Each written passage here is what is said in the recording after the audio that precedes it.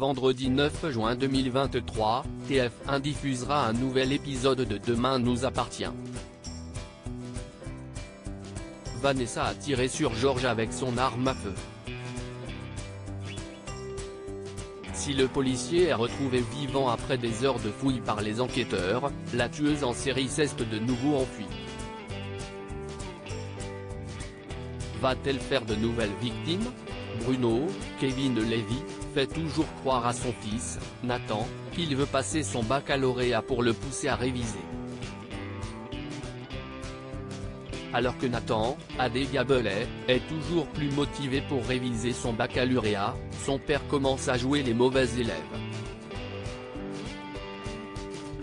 Il ne cesse pas réveiller à temps et déçoit son fils, qui tente de le gérer au mieux. Père et fils essaient de trouver leur équilibre en tant que binôme de révision. L'occasion pour eux d'avoir des discussions sur leur passé qu'ils n'avaient jamais eu auparavant. Nathan découvre ainsi le passé difficile de galère de son père. De son côté, Diego, Enzo Rose, tente de se faire à sa nouvelle vie chez les Delcourt. Un quotidien qui l'attendrit. Ils croisent chez eux la mère de Chloé Delcourt, Ingrid Chauvin. Si est alors qu'elle lui dévoile leur secret de famille.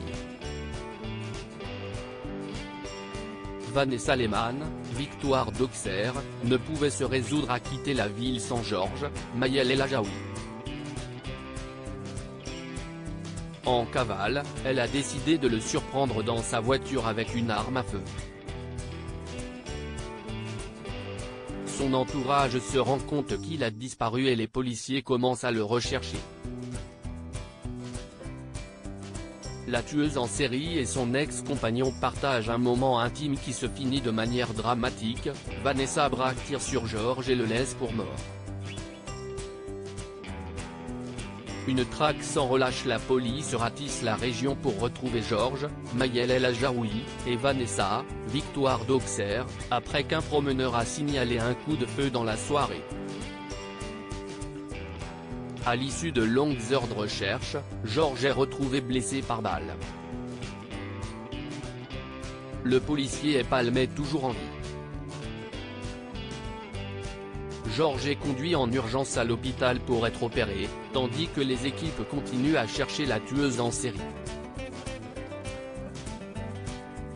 Rapidement, les enquêteurs retrouvent le t-shirt de la jeune femme plein du sang de Georges et un tas de cheveux. Vanessa a changé d'apparence pour continuer sa cavale. Elle trouve des gens qui veulent bien la conduire à Perpignan en voiture. Quelques heures plus tard, Aurore Jacob est attendue au bar de la plage pour fêter son anniversaire. Elle se fait attendre et inquiète ses proches.